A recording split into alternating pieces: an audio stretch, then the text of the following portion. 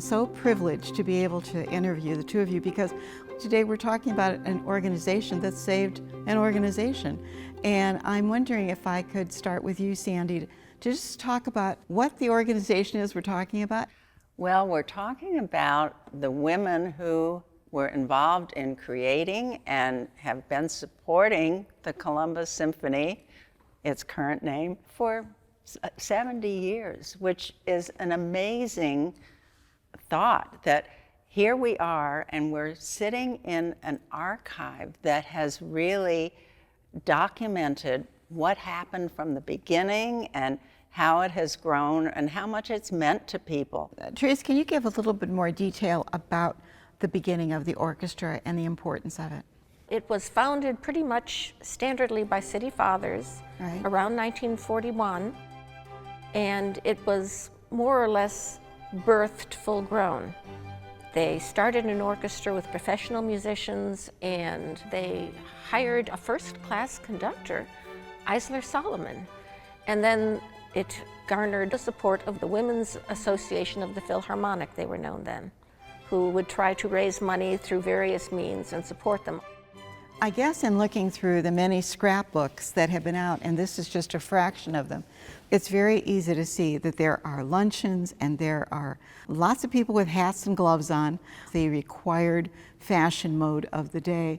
And that sort of led perhaps to what Sandy is kind of in front of you, and it's about using historic themes and fashion shows. So clearly there have been a lot of fashion shows that were used to unite different symphony units and have a program that they all could enjoy together. And certainly music was a part of them without any question. And in fact, in our particular unit, we would sponsor an annual luncheon where we would have some of the symphony members and their students play for us, but then there would be a fashion show. And we also would have a silent auction so that we could be raising money that we could give to the symphony. So it was always sort of a combination, but there have been so many other fundraising events that didn't involve the hats and gloves. The lectures of note were sponsored by the Women's Association of the Columbus Symphony. It was held in the Ohio Theater, and there was a series, and you could buy a season subscription to them, and they would bring in celebrities and have them talk about all kinds of things. I mean, for example, here's Ray Bolger talked about his world. Celeste Holm, Just Ask Me. But then also here's Thomas Hoving talking about the tomb of Tutankhamun. So it was a real variety. Really a smorgasbord. Yes, and they were sellouts. And we had lots of other ways that women could be involved, but could involve the rest of the community as well. We also have like this little booklet here, which is about the Canterbury unit. What can you tell us about the units and their organization, and what would have been their role in a season of the orchestra or preceding it? Well, I think the units were really a wonderful way for a very extensive organization to have some smaller groups that played a role in carrying out the mission of the Women's Association. And I think that in that smaller group, people could come up with ideas, but they all then could join their ideas and work together on all kinds of projects for fundraising, and the volunteerism has been extensive through the years. They were so active that when the Philharmonic disbanded, they insisted on staying together. In 1949, they were running a deficit. They had not been able to make ends meet. So at that point, the city fathers got together, the board members, and said, we're not going to be throwing any more money at this, but we will pay your debts, and you have to disband. The Women's Association of the Philharmonic said, oh no, we won't go.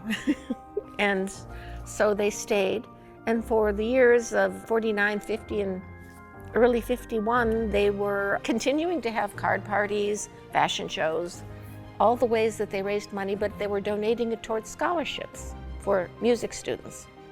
Then George Hardesty and a group of the administration decided they could swing a small orchestra. It wasn't going to be the Philharmonic, it wasn't going to be a professional orchestra, but it was going to be a professional orchestra so much as they would be union rate musicians, but they wouldn't have full-time salaries.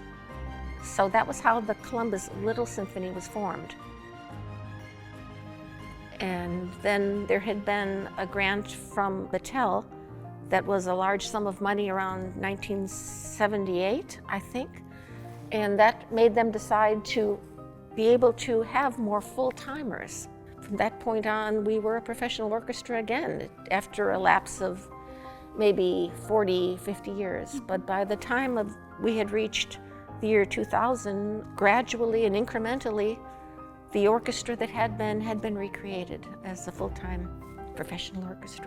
One of the things I noticed in going through scrapbooks, and I think I was only 4 pages into looking, were the number of women who were so well known, and they are still well known. And I'm thinking, you know, there was Eleanor Gelby, there was Mary Bishop, who later actually saves the Ohio Theater to a great extent.